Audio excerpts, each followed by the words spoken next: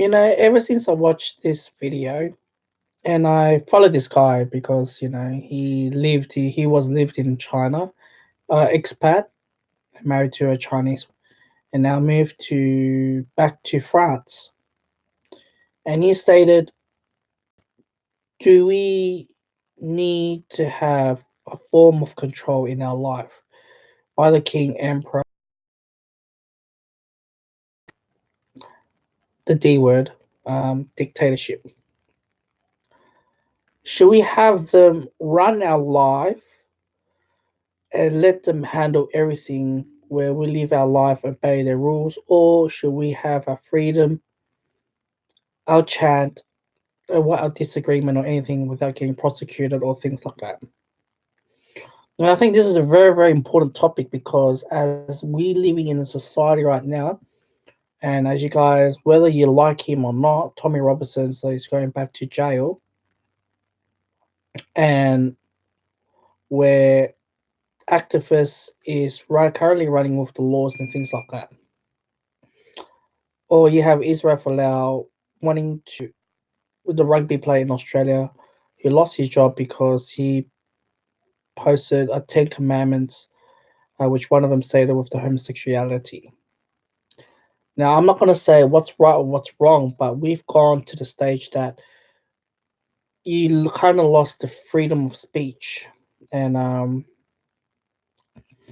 Tom Rosen go to the jail because he causes the stress within the community. That's why he's going back to jail. Okay. And we get to see a lot more conservatives are getting shutting down, and Alex Jones, Milo, and the rest one by one is getting shutting down. And the alt-right and things like that. Okay. Well, see these tactics that the King's Power Communist has done the same thing. Where George has mentioned in his video that would you want to rely on a person to run on a country? What's best for the country? But you cannot talk bad mouth against this person, your leader, your king, your emperor. Or we have a prime minister, you can talk shit, you can march on the street and you can say whatever you want, and it's all about the people. You see, we have to look back on the history. We have kings and emperors, leaders, all right? They make some law, and certain things you do, it's illegal, and there's punishment, and there's consequences. Stealing a loaf of bread will get you in jail.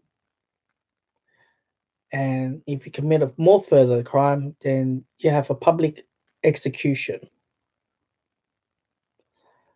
The king has introduced all those, and it started to increase with the social problems such as seasonal work. There's no work during this time because of the season, or poverty makes you want to steal that bread or commit a crime. And the king will punish and do not accept any excuses and punish those who are like that. And later, when you weaken later on, when you have enlightenment era steps in, the science study and different profession, lawyers, doctors getting involved, it weakens the king's power and creates social norm. All right. Then you have all that to decide what is normal, what is right. It changes who we are today. For example, littering rubbish on the floor. That's bad. You don't want someone who who throw a large amount of rubbish on the ground. We're now essentially policing each other. If you're doing something wrong, we'll look at you, tell you off, especially in the public settings, whether in public transport, things like that. And has become what's called Michel Foucault surveillance. And the king and as emperors has weakened their power and give the power to enlightenment, the profession, to see what's right and what's wrong. In today's world, mental health and those who suffer mental health committed as a crime has a very, very light punishment than back then. When you committed a crime, regardless who you are, you have a very harsh punishment or execution. Many people do not agree to everything in today's world. Freedom of speech and things like that. You're being shutting down. If you have a king and emperor who controls and manages through the Chinese social credit with the sesame credit is the way to control everyone. What not to say, what not to do. But in the Western world, we are slowly creeping through. All these new headline is been talking about this. He goes to jail. If you stare at a girl for more than 10 seconds, that's a sexual harassment. We have commercial ads telling us to do that. So the answer is it better when we live under the king, emperor, or having freedom? The freedom at the moment is shifting to a dynamic range that is slowly turning into very controlling. And it's not much difference. Us humans need to be controlled, contained. Certain stuff we cannot talk about it. Fair enough. There's a reason behind. Okay. Putting into prison and get punished. That's what the king will do to you. Instead of killing you, they put you in punish. Because killing will never solve anything.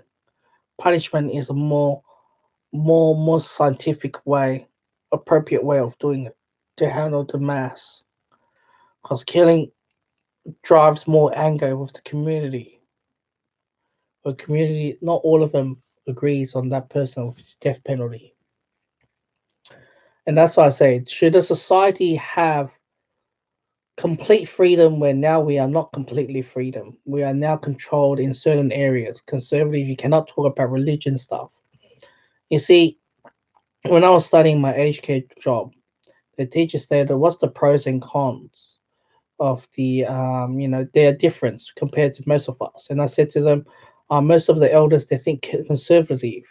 It can be a good thing for them. The teacher absolutely disagreed. Conservative is a punishment in today's world. Religion is a punishment in today's world. When back then, when you have king, you have very strong power with the religion, the church. Under the king, it will be the church, will be the powerful. But now we live in a society we have abandoned all of them. We can go and march on the street and say F this and F that. The rich gets rich, the poor gets poor. It's crazy. Where if you're under authoritarian country, let the king or president deals with it. What's best for it?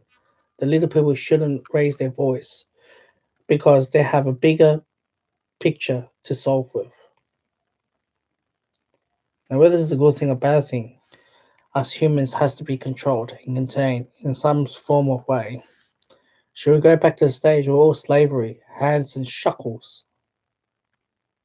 I'm not sure.